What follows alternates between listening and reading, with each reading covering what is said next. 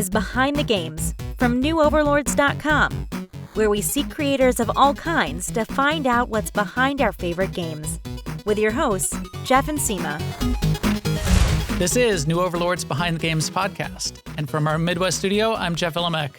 And from our Northeast studio, I'm Seema.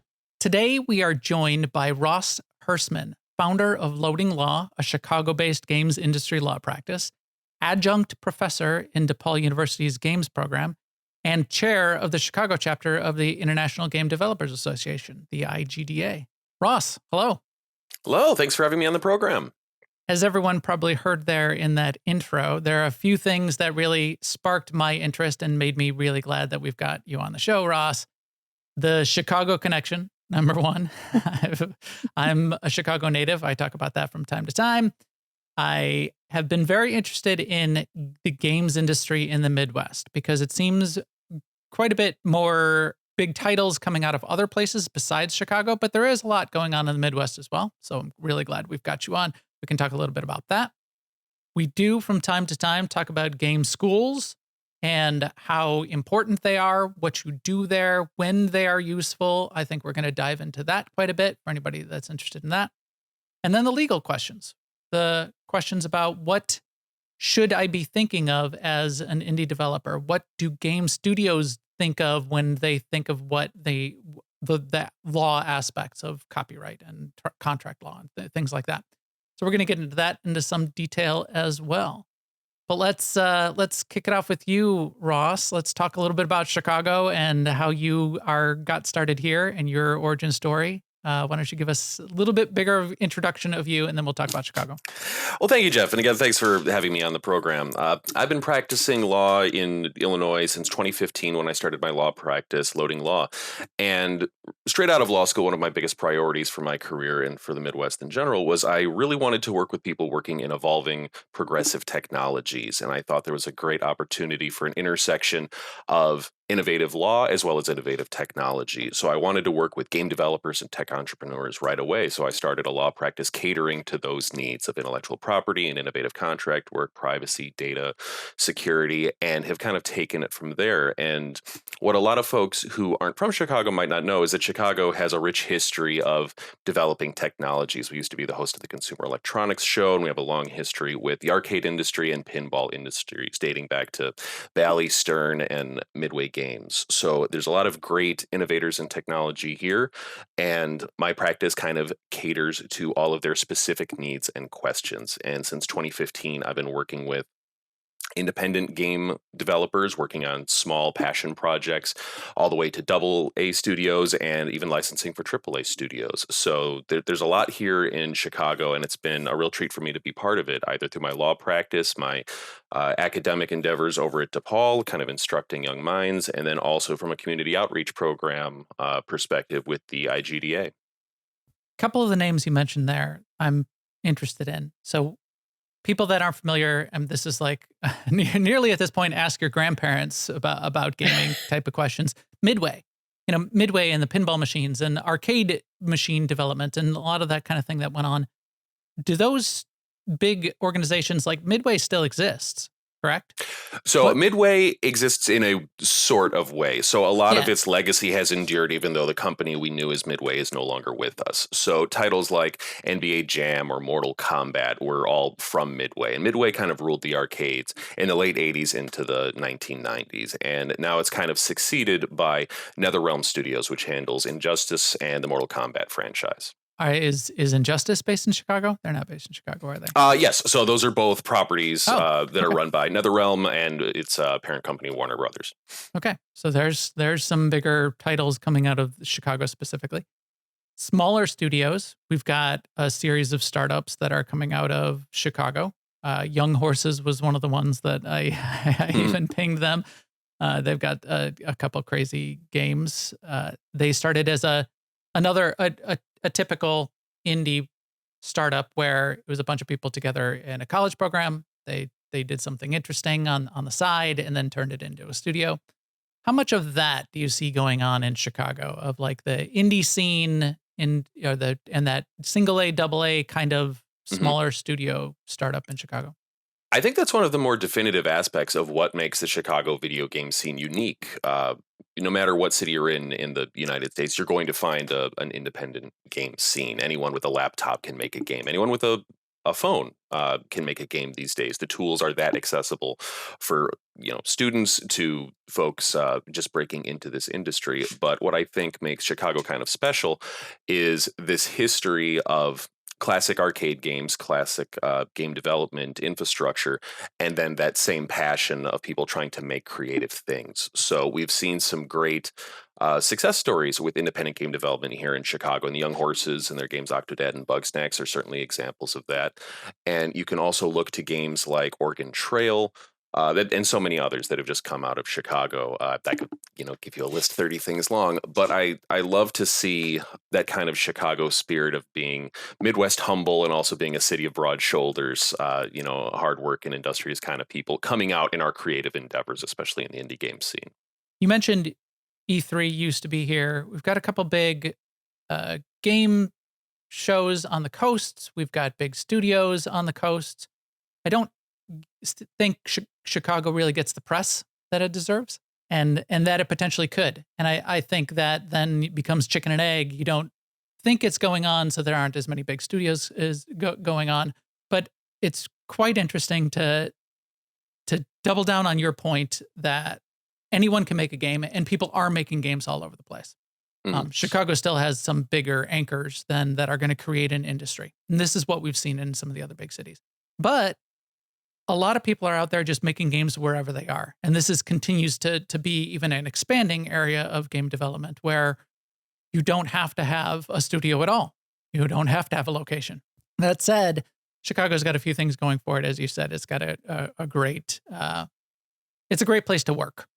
And people here know about getting work done. So that's excellent. And the legacy as well. I would expect if more of that knowledge around that legacy and the industry was talked up, that it would be more of a magnet to get people to come here.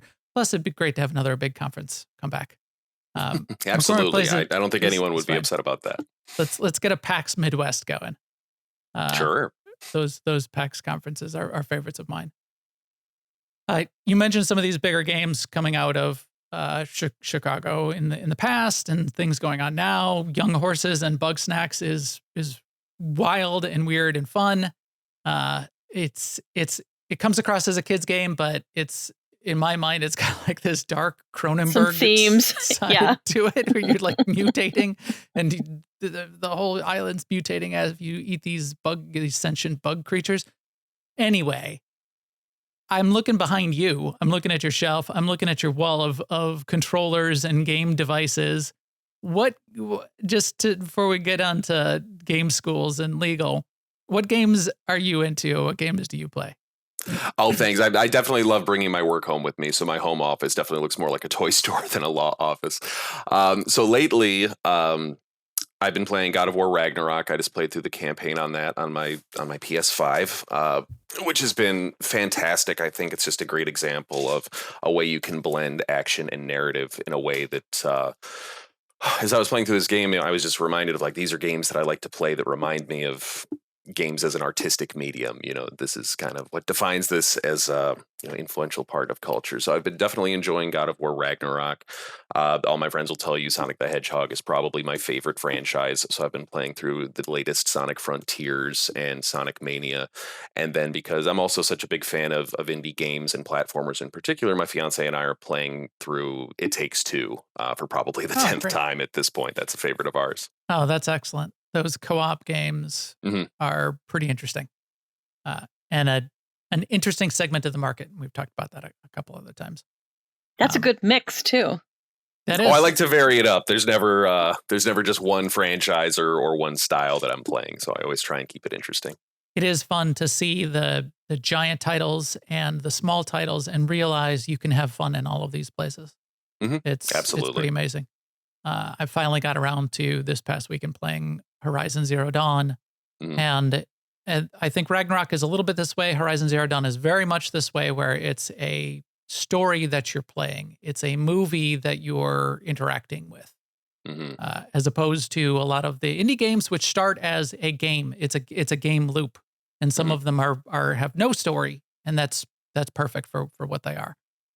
So that you get a mix. It sounds like you probably have experience across the entire spectrum. I mean, again, looking at that wall. Tell me about that last thing before we get to game school.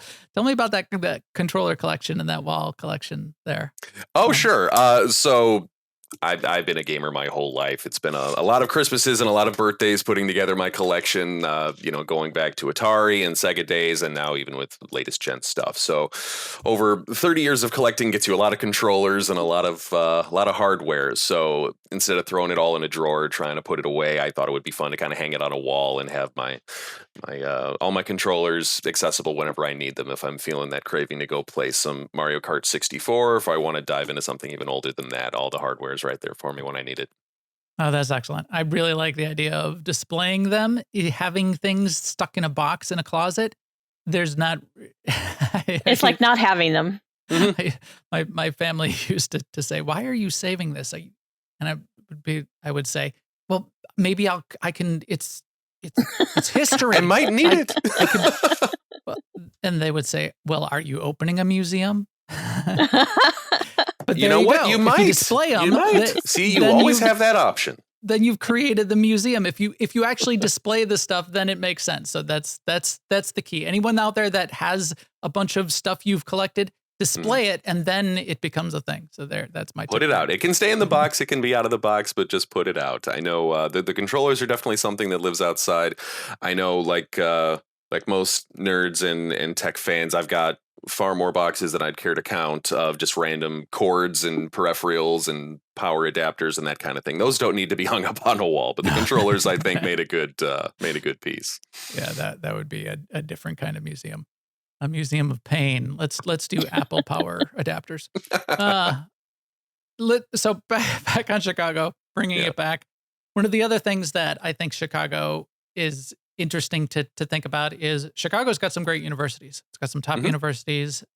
When I was looking at game programs, there are either game related programs, computer science. You look at University of Illinois Chicago. They've got a computer science degree. They don't really have a games program per se.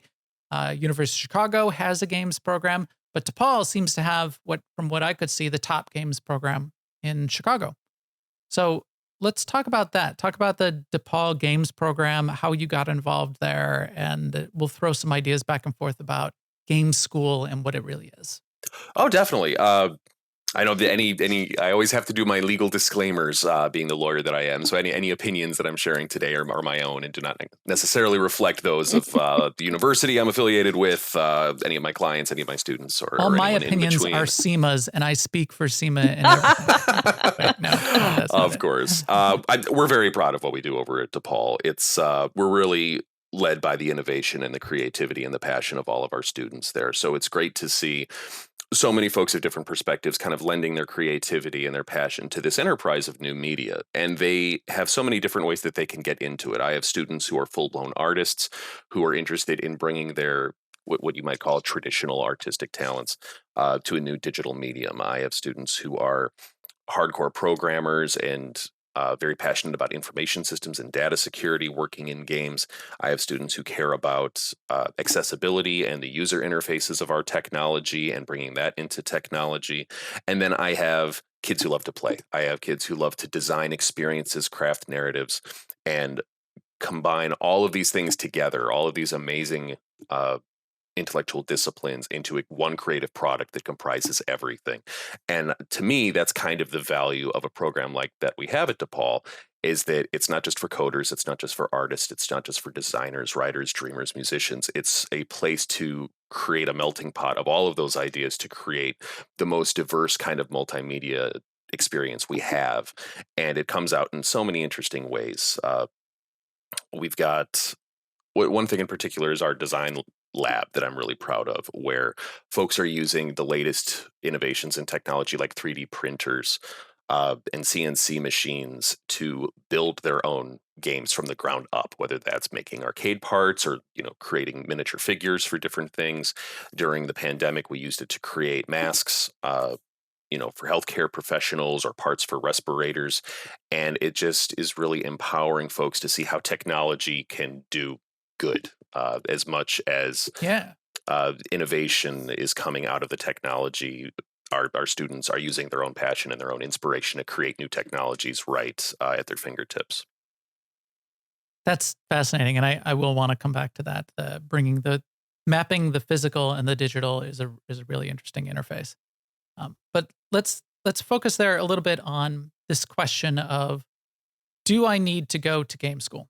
And we've thrown this back and forth with some studio heads that are like hiring people. And I think the baseline answer is, okay, no, you don't have to go to game school. You could be a game developer, and people are. You can go and teach yourself this stuff, or you're an artist and you can pick up the coding skills. However, if people listen to that description of what's going on at DePaul, I think you get a real sense of a couple things. One is what you would get exposed to in a game school, I think, is where things get really, really interesting. The people you would get exposed to, the other kinds of skills you would get exposed to, the breadth of understanding of what's going on across game development, the big umbrella term, that you may not get in just trying to go at it on your own and by yourself. And it may take a long, long time. There's this concept of lucid ignorance versus just plain old ignorance, non-lucid ignorance, knowing what I don't know. And the more you get exposed to other people and their skill sets, then you start to understand and learn about the other parts of the game creation process that you don't know. And we'll get to law as a really key part that I bet a lot of people don't know about, that it's great to get some experience in, the business parts. So I think I would think also too, as a hiring manager, if you're looking at two people that don't have any experience, but one has a degree in gaming, anything, that's got to set that person apart, because it's very easy to say, I'm interested in gaming, right? It's another thing to spend 3 or 4 years totally exposed to it and working with it. And then you coming out of that, you're still saying that. Well, I've always thought of it this way. So when I was in undergrad, I was an English major, and I was spending my time working in literature. And I had read Jane Austen in high school before I ever went to college. And I had read the Bronze Sisters, and I had read Shakespeare. And I had my own understandings and interpretations of what those writings meant and what their impact was on me and what their impact was on culture and society. But I achieved such a deeper understanding of that information in a college setting, discussing it with people with perspectives different than my own. So I had, as a high school aged young man, I had my interpretation of what Jane Austen was trying to say. And then meeting young women, I received a completely different perspective. Being surrounded by history majors and understanding a historical context of the times in which those things were written, how they were applied and what they meant, that just deepened my understanding. And it became a iron sharpening iron of brilliant minds challenging each other and pushing each other towards new things. And I think ultimately that's the value of any educational enterprise, whether it's being an English major and reading the classics, or whether it's working in a game design college and asking new questions and finding answers to things you never thought to ask. So that's a great pitch. I mean, you're making me want to go back to school. Well, that's part of the fun of it, is you start to think of things in different ways. So my programming students, who are brilliant people working with technology that I can only begin to understand, can create anything out of ones and zeros. But when they start talking to artists about new ways to conceptualize how we look at things, or when they're working with the UX students and saying, like, yes, you can make a game mechanic work that way, but it's no longer accessible to certain users because you're using a particular color palette, or you're using a particular font, or you're using a particular physical mechanic or button scheme that certain people can't use, it's creating a better product ultimately and challenging people to be better creators. And I think that's the ultimate value of kind of a just collegiate collaborative enterprise. Because like I'm sure you have, I've talked to hiring managers in the city and asked them, what's the value of a degree, or what's the value of a program?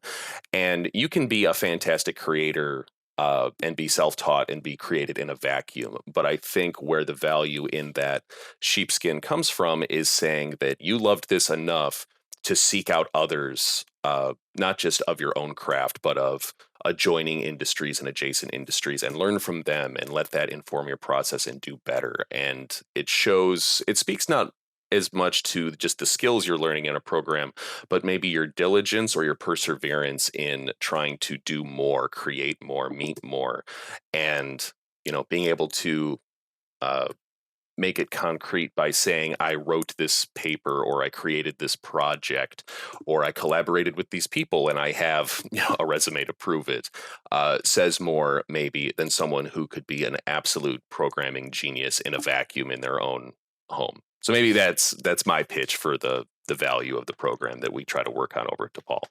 Yeah. I think there's a couple key aspects in there that I think are really interesting and expands a little bit more than what my original thesis on this was. And one of the ideas is credentialing.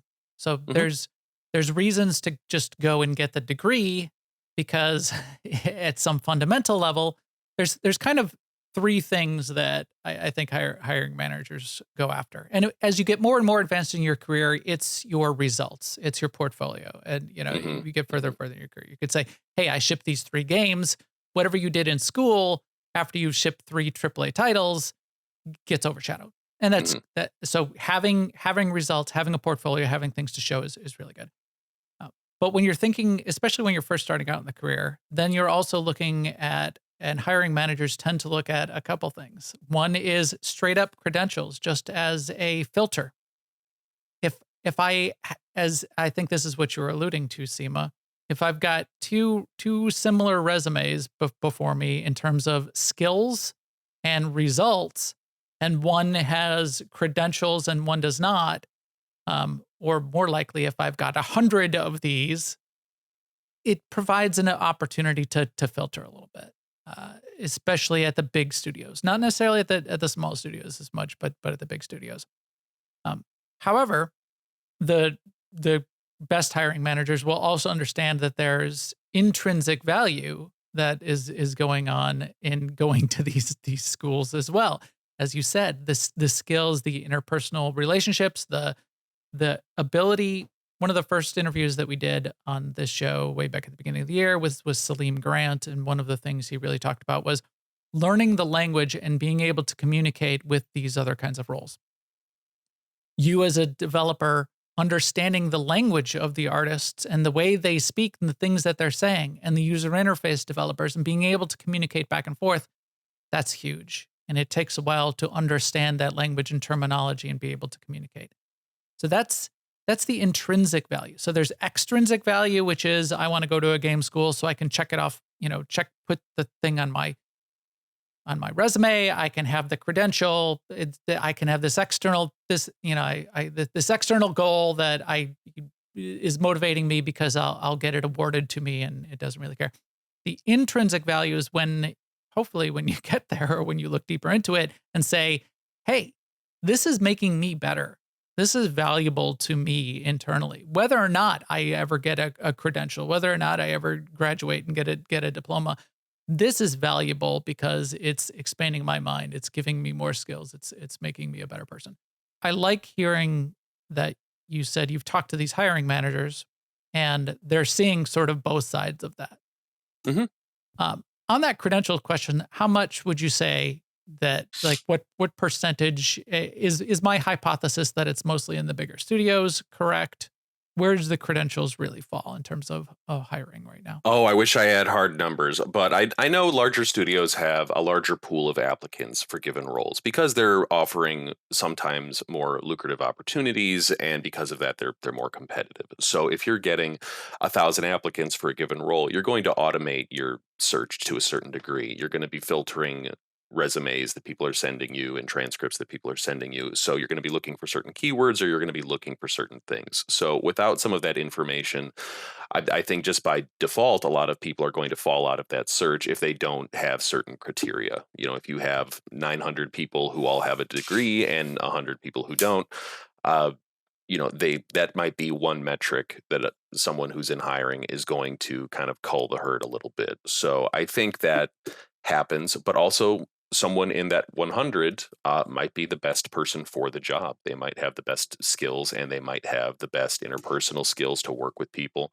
But if they never get the interview because they fell out due to a search term, we'll never know. So I think smaller studios that don't have the larger pool of applicants, that don't rely on automation as much and actually have human eyes on resumes to actually evaluate people individually, they might not care as much as some of those things. Excellent. Yep. And that sort of matches what my expectations were. And it's not by any means, it's not required. I want people to think that, especially people later in their careers or switching careers, again, that demonstration of results and demonstration of skills for the best organizations is the way hiring should happen first. For example, so my grandmother was one of the best cooks I've ever met in my entire life, and she had no formal training. She didn't go study cooking in France for 20 years and open a restaurant. She was just really damn good at making pizza. And I think that that's the same in any discipline. But if she wanted to get hired at a restaurant, chances are she would probably need some credentialing to do it. And I think that kind of is a good corollary for the games industry. Either credentialing or somehow getting the pizza into their face and showing and proving the results. You know what? If you can make it happen, do it. One other thing that I wanted to talk about, and it sounds like that you've got going on there at DePaul, is this opportunity, and this is where a lot of games actually start and a lot of studios start. This opportunity for people to get together and actually do, not just learn, but do. Mm-hmm. So they're making games. Does DePaul have a studio of its own where these kinds of things are happening, or student projects are sort of getting created? And what is your sort of view on that? What kind of stuff is coming out of there? Their projects absolutely find their way out into the real world. And whether it's with an official endorsement from DePaul or not, there's no stopping them. The Young Horses were a group that many of them came out of DePaul, and their games Octodad, went on to do so well and find their way into the real world. And we're very proud of the work that they've done. And I see so many of my students following a similar path where they meet in a particular game design class. They collaborate on a capstone project their junior or senior year to build a game of a certain scope. And then upon graduation, they participate in that grand ritual of sending out resumes as far as you can to every studio there is. And sometimes in the meantime are thinking, while we're waiting to hear back on prospects or opportunities, let's do something ourselves. Let's put together a Kickstarter. Let's take this capstone game we put together, raise a little money, and let's blow it out. Let's make it larger. Let's increase the scope. Let's put it out there. Let it be a portfolio piece and a shining example of all of our skills that we've put together, our collaborative spirit, and let's make a little money at the same time and use this as our calling card. We're a group of people who, as students with limited resources, put together this. Imagine if you gave us money, time, and mentorship, what we could do for your company. And I think that's one of the things that really defines this innovative spirit of game developers and designers and folks who want to make things, and also Chicago game devs in general. I've seen a lot of different game communities across the United States, and I see so many student projects making a run at being studio projects that it's just really inspiring. So I think I like to think that we have some influence in inspiring the students to do that on their own, or making them think it can happen, or creating some kind of microcosm where they think it has a chance to be successful. So I just encourage seeing so much of that. And then, selfishly as an attorney who represents a lot of them, I'm very excited to represent them in their endeavors as well and give them a business spin on their creative processes and say, all right, you've made an amazing piece of art. Here's how we're going to find ways to make that art finance more art. We're going to try and find a way to put it in front of as many eyes as possible and yield as many dividends as it can. At Game School, I'm learning art, I'm learning development, I'm learning to communicate and put it together and create a game. That is the core of what needs to happen for games to get made. But there's a whole bunch of stuff that needs to happen for a game to get out to market and be successful, and to create a studio as a business. That happens at Game School. We learn those things at Game School as well, don't we? We do, yeah. So something that we do lean into is we have courses not just in creation, but also in production. So we're giving instruction in running your own studio, in the business of games, in the business of indie games, in public speaking collaboration. And then, of course, we always have opportunities for crossover with our other colleges. So whether that's our business school or our law school, you can walk down the halls at DePaul and see flyers for events and workshops and networking events where we can kind of cross-pollinate between departments, because our folks from the design school, who are brilliant creators, artists, and innovators, maybe that has been their sole focus, and they haven't spent the time to worry about other disciplines like law or business or finance, and that is the sole focus of students from those other colleges. So one of the things I love about being in the position that I'm in and seeing this kind of cross-pollination between those groups is seeing those people challenge each other. So we might have a student who has a definitive vision for a narrative title with a story that they want to tell that's amazing, and having someone else come in and say, like, that's a fantastic story, that's an amazing perspective, I love it. Who is this game for? And how much money are they willing to pay for that game? And if we're looking for financiers, for investors, for collaborators, what is their interest in promoting this game? Is it to create a critical darling? Is it to create a box office smash? Is it as a tax write-off? Is it to satisfy a government funding grant? Like, how do you talk the talk to different people from different walks of life with different motivations in creation? And I think those are some of the most fun conversations that only happen in an environment like DePaul, because as much as you can focus and isolate and work on your own endeavors and kind of march to the beat of your own drum, you don't get those outside influences and those hard questions in a vacuum. It seems to me, and I think this is super important for anyone that wants to actually create a studio. If as a studio, if you're going to create a game, you can have a passion project and just go and make your art and put your art out there. If you're trying to create a studio and make a career of it, there are a couple of extra steps that you need to worry about. And I love this idea in two ways. One, I love the idea of the first way I think about that kind of thing is, what don't I know? What do I have to learn? That's a way to go about it. But what you're talking about instead is, what don't I know, and who knows that I can team up with? Mm-hmm. Who can I grab? Let me grab someone from the law school and someone from the business school and someone from the finance school. And I'm a coder, and I'm going to grab an artist, and I'm going to grab a musician. And now we've got people that are very deep and understand those disciplines. We're all going to come together and we're going to collaborate. So that's fascinating and a really interesting way to go about doing it. And such a concentration of people coming together at a game school makes that really effective. The other part of it that I think is pretty interesting is this idea of understanding the business of games. And I wonder, and I'd love your perspective on this, it seems how games are funded and how games come to market changes really rapidly.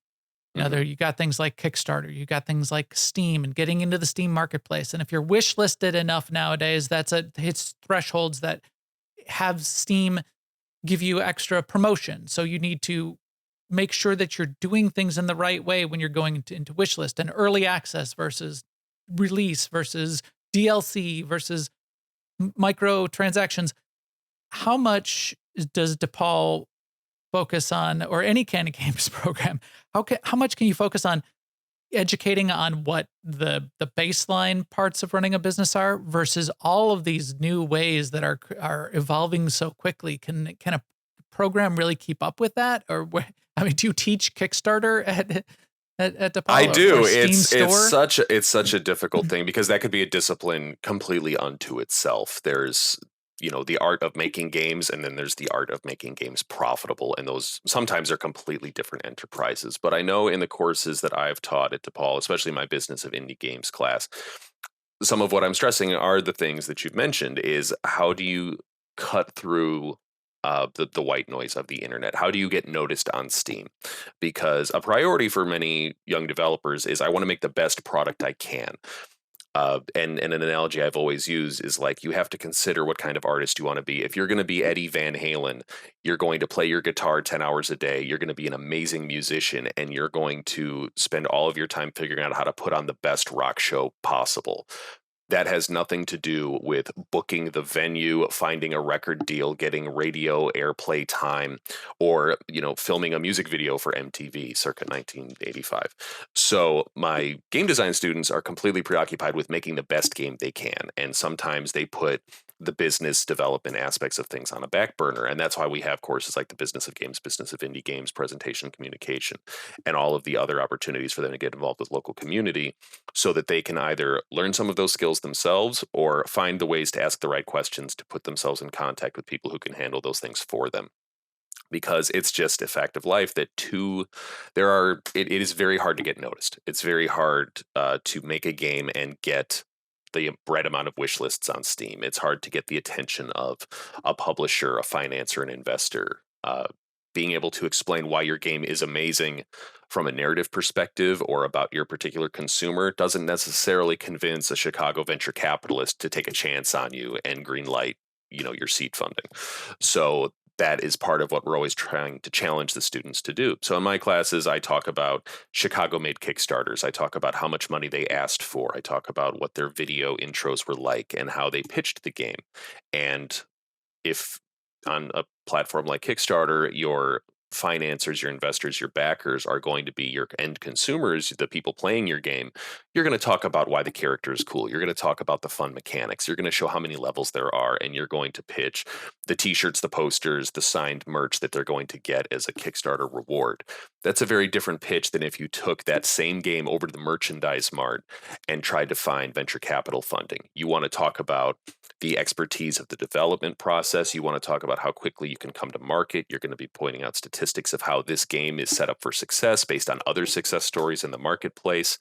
And you're going to be talking about your particular influence or that unique special sauce you bring to this process because you've got an uncle who works for a major retail chain, or you have a great contact who's going to help you get viewers on YouTube, Twitch, or other streaming platforms. And there's no one way in. That's one of the biggest difficulties in this industry is there's no primer to let you know how to do every single one of those things. You can just ask the right questions and put yourself in the right room with people who might have the answers.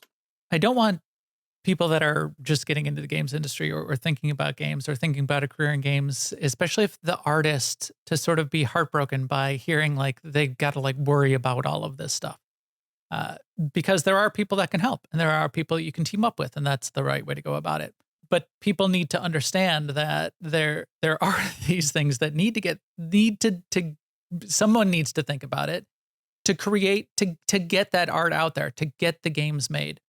We've talked with a few different studios just about brainstorming on, things like Kickstarter type of funding, venture capital, microtransactions, different monetization models. These all exist, even though people might abuse some different monetization models, and we've got some debates going on around that. These all exist because there are ways to get games made.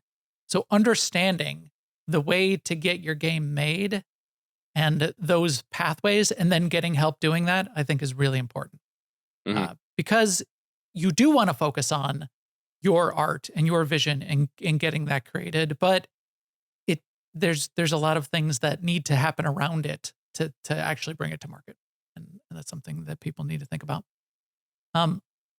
Finally, one other thing that you mentioned when we were talking about DePaul is rounding out the students' extracurriculars, esports. You brought that up. What does DePaul do there? What is that part of the program?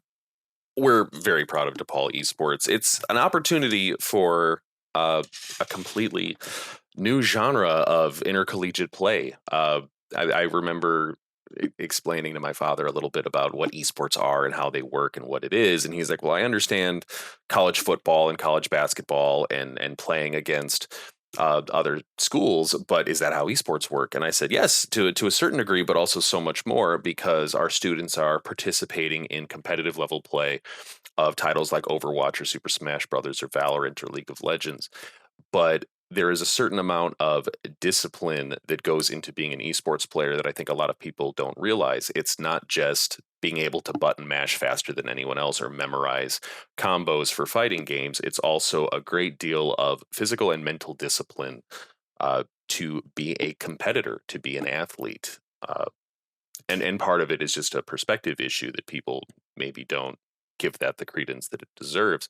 But our collegiate players spend a lot of time working with each other to develop winning strategies, collaboration, communication, teamwork to execute goals in a given game, and mastering their own skills, whether that's building up physical dexterity, meditating to maintain a sense of calm, or performance under pressure in high profile situations. And I think it really represents a lot of the values of teamwork, collaboration, and working towards a common goal that maybe people don't realize. And it's a really inspiring thing to witness. Our esports athletes are top of their game and very impressive from a technical perspective, but also I'm just inspired to see their collaboration in terms of how they can communicate to each other, how to orchestrate a given goal and then execute in a high pressure situation. I know this seems like sort of off to the side, but do you foresee esports scholarships? They exist already. They happen No at way. DePaul. They've happened other way. Absolutely. I have several students who are enjoying that kind of celebrity rock star status of being able to say, instead, I'm here on a football scholarship, but I'm here on an esports scholarship. I'm, nationally ranked on this game or that game, and that's one of the reasons that I'm here. Wow. So I went to school in Chicago, University of Illinois, Chicago, on a running scholarship, sports scholarship. So I was familiar with collegiate sports. Do all of the peripherals around a sports program exist for esports? I mean, like coaches and we have coaches, we have mentorship. There is usually some corollary, some analogous representation of a lot of what you would have expected. I was an athlete as well, playing volleyball, water polo, and baseball for many years of my life. And the way that I remember us training for all of those endeavors, I see replicated to some degree in our esports program. They run drills, they run strategy sessions, they get out in the community and do public service to promote the team and promote the brand. It's a really innovative and progressive kind of thing, and it feels cutting edge to a lot of folks who haven't come up with it and who haven't seen it. But for my students who have been around this and are engrossed in it all the time, this is second nature to them, and this is the default standard of what is. They don't blink when someone walks into a room and says, "Oh, I'm with DePaul Esports. I'm the captain on our Valorant team." They're like, "Wow, cool!" And it would be the same way that my mother might have reacted when she met the captain of the basketball team. It's the same kind of recognition. That's fascinating. I think we're going to have. I could go on. For Yeah. hours about this. I think we're going to have to get into esports a little bit deeper. I've got some understanding of it at the professional level, but especially not at the collegiate level. This is amazing. But one other topic I want to make sure we spend plenty of time on and get into is a discipline within the games program. Again, is something that people need to understand, but probably don't. And if you're indie, if you're not involved with the games program, let's talk about the law. I will make it legal. Here we go. Give me that soft pitch. All right. Yeah. This is something I'm very passionate about is the law in video games, because it's obviously what I do. And for me, my origin story in this discipline, which is something that's kind of emerged in my lifetime, is I remember growing up in a family full of lawyers and always, being very vocal and very opinionated and always being encouraged to kind of speak my mind on different things. And I remember being a kid of the 90s, seeing Mortal Kombat and other violent games come under fire as corrupting our nation's youth or promoting violence or any other thing that the mass media could throw at it. And I remember being a kid playing these games, enjoying them for their narrative storylines or the impact of their impressive technology, appreciating them on another level than maybe other folks did. I saw the inherent value in this art and thought to myself, they're getting a bad rap, and people on Capitol Hill and policymakers and lawmakers and talking heads out there are regulating my art. They're controlling this medium that I love so much. And that kind of inspired me as I went forward in my academic career and eventually my professional career to kind of be a champion for this technology. And in law school, I remember speaking with brilliant attorneys who had been working in the industry for so many years, in the industry of law, talking about privacy law, talking about free speech law, talking about property. And I was the kid in class with my hand up asking, okay, well, how does traditional property law apply to virtual spaces? Can I sell virtual real estate? Or what does free speech mean when it's on the internet? What does it mean when it's crossing not just county lines or state lines, but country lines? How do we protect that or not? What happens when my free speech, my right to say something, conflicts with someone else's privacy rights, or when it conflicts with their copyrights, their rights in their own intellectual properties? Who decides that? What court figures this out? What law controls these conflicts? And the answer all my brilliant professors gave me was, I don't know. No one's asked that question before. We have no idea. No one's sitting around dreaming up laws for how we talk on Twitter. It's maybe they are now, but back in 2015 they sure weren't. So that was what got me into this business, and I love dealing with the most innovative questions from people who are trying to create innovative things. And in the game space, it happens all the time. I had a client who was a mechanical and electrical engineer coming out of Chicago who was also a champion fencer, and one thing led to another. They didn't always have a partner to fence with and practice with and train with, so they built a fencing robot. And one of the questions they reached out to me about was, I built a robot that knows how to lunge and parry and stab. Should I be worried if my robot accidentally stabs somebody? What's the law about building literal Terminators? And I said, I don't know. Let's look into it. Or I have clients who are making vast virtual worlds with chat features and the ability to share and create and distribute digital content. And their questions are, how do I protect my users' privacy? How do I make sure that kids enjoying my platform are safe and don't have to worry about the evil dragons on the internet? What do we do? Or folks who are making brilliant art inspired by other things. Can I put this music in my game? Can I make this homage or this reference or this tribute to another property that I like? How does it work and what do I do? So I get the most innovative questions, and for me, it's a fun, exciting challenge to try and figure it out and give them the best advice so that they can worry-free keep creating cool stuff that we can all enjoy. Fascinating set of topics, and I think continuing to expand new topics and new challenges to law and legal, and all of these questions around regulation are coming up all the time. I was just watching the debate right now going on around artists and artificial intelligence and these models that are taking art from existing artists and creating new art based on that it's trained into the model. Where does copyright and trademark and all of that fall when you're sucking that into a model and spitting something out?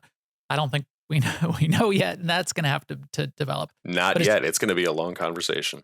Yeah, that's just an example of where digital tends to push the line quite often. I think there's also a couple categories of legal questions that I think are really interesting. One is a set that you started talking about that, say, me as an individual creator, as an indie single person developing software needs to start thinking about copyright and fair use and intellectual property and those kinds of things. What would you say if I'm just going to start making a game? It's just a single player RPG installed, not a live service or anything like that. Because as you said, what are the top legal type questions that I need to understand are out there and maybe get some advice on?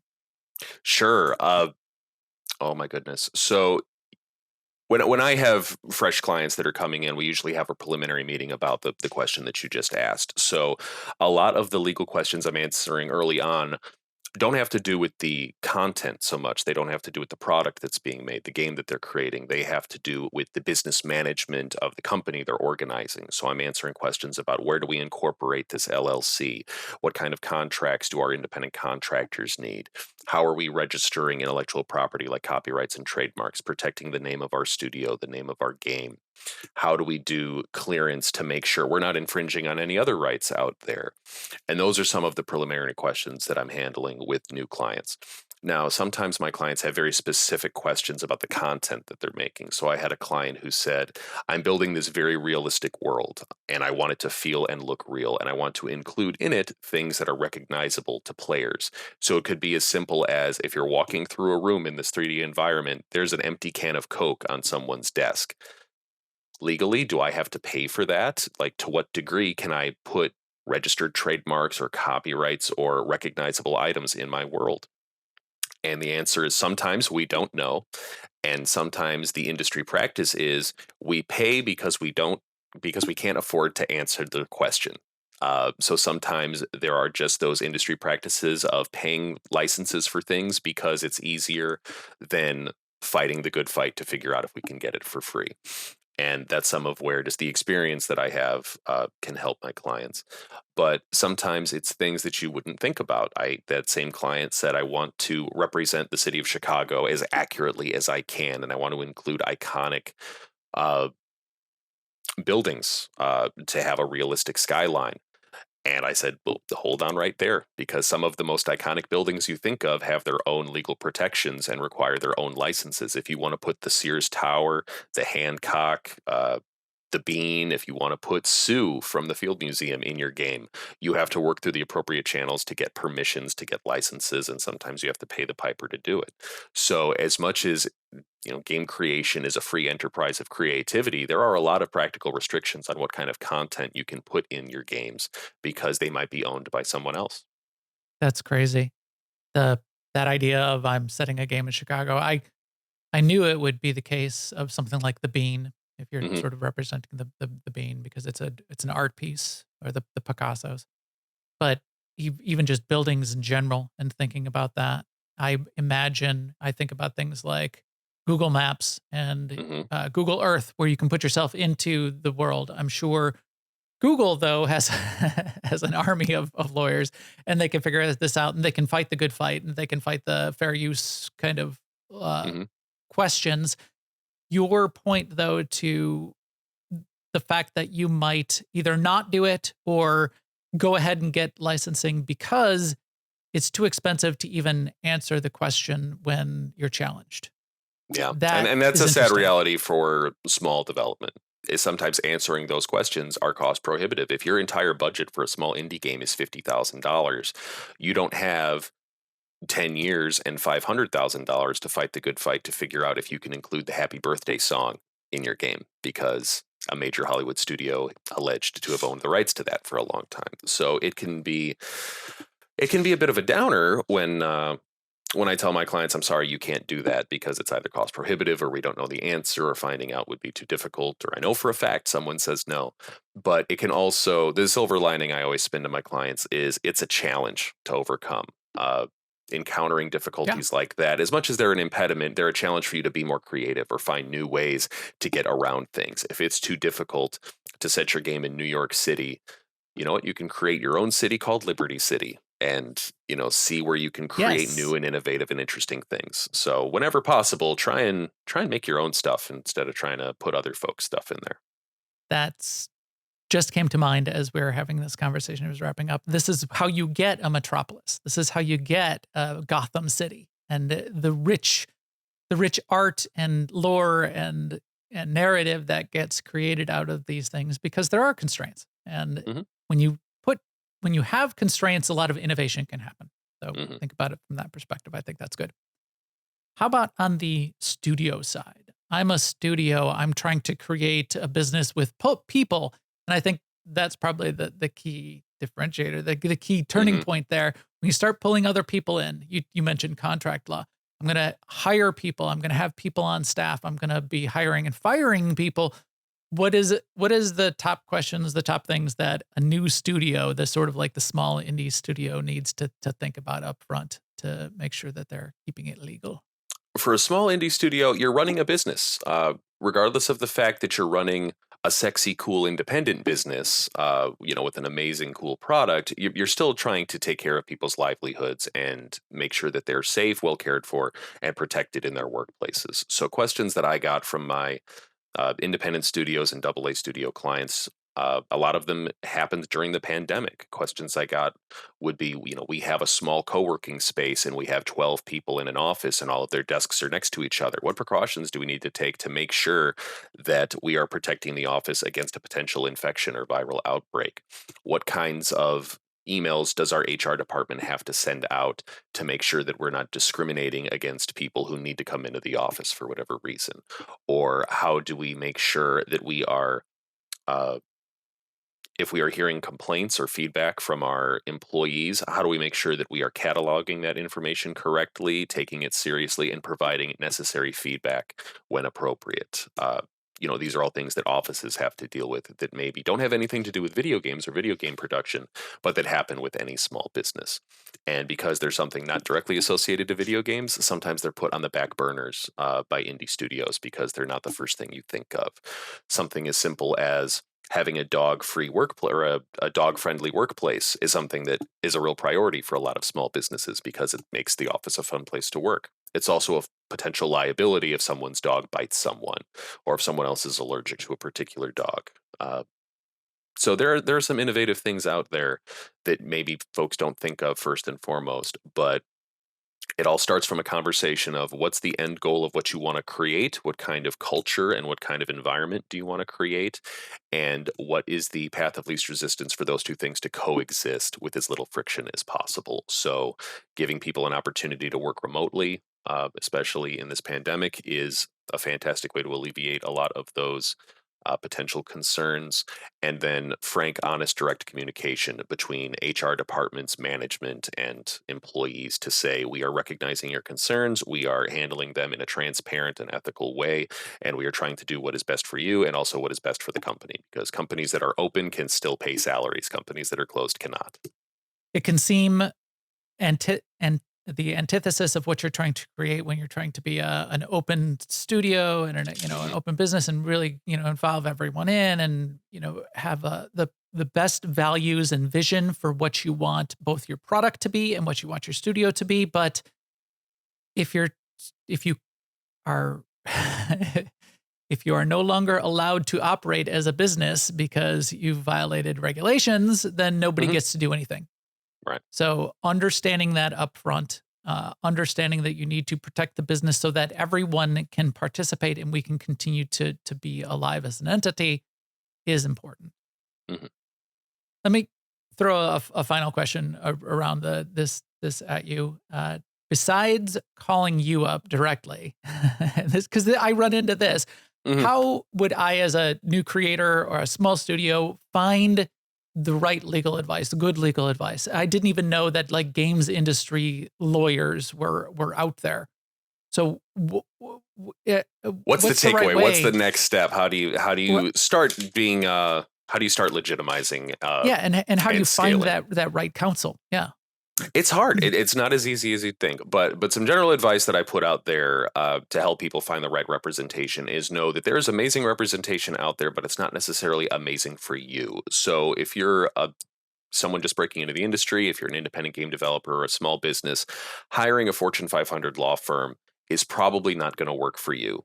One, it's going to be extremely cost prohibitive, and as much expertise as those attorneys might have, they might not be relevant to your practice. You could hire the best trademark lawyer in the country for whatever they're charging, and that doesn't really help your nuanced business practice for your indie business. So finding representation that understands your process, your business, your skills is going to be paramount. And ways that you can find those folks or find that information to inform yourself. There's some great resources out there in terms of books. The American Bar Association's Guide to Game Development is a fantastic primer on finding video game law. Literally finding practice, attorney practitioners like myself on social media like Twitter or LinkedIn, and then following our channels is a great way to kind of pick our brains about things. Watching podcasts like this one or attending industry events that have panels like the conversation we're having can be very helpful. I'm going to be speaking on a panel at MagFest in DC, answering questions for game developers, looking at events like the Chicago Video Game Law Summit, which is an event that I run through the Chicago Bar Association, can answer a lot of preliminary questions game developers might have. And for the last 5 years, all of the panel videos for those are available online for free for any game developer. So if you check out cbgls.com, lots of great information there. And in general, reach out to other people doing what you're doing and ask how they got there. One of the easiest things we can do in the information age is reach out to friends and professionals and say, hello, seasoned 10-year game developer. I am a student. I am a new developer. I loved this game you made. I loved that statement you made. I'd love to ask you a couple questions about how you got there. People in this business pay it forward and are happy to answer questions. So put yourself out there and answers will come. That's great advice. And it's, especially that last part is not the first time we've heard that. Other developers have said, reach out, and it really works. It does. Anytime I get an email from a prospective student, prospective client, I've had prospective clients say, I'm a young developer. I'd love to have a lawyer. I can't afford a lawyer right now. What are resources out there that I can use, that I can find? What can I read up on? What can I do? There's a lot of amazing pro bono law resources out there. Here in Chicago, there's an organization called Lawyers for the Creative Arts that provides free or at-cost legal help for folks in a variety of fields, whether they're in theater, video games, music, or film. Ask and you shall receive.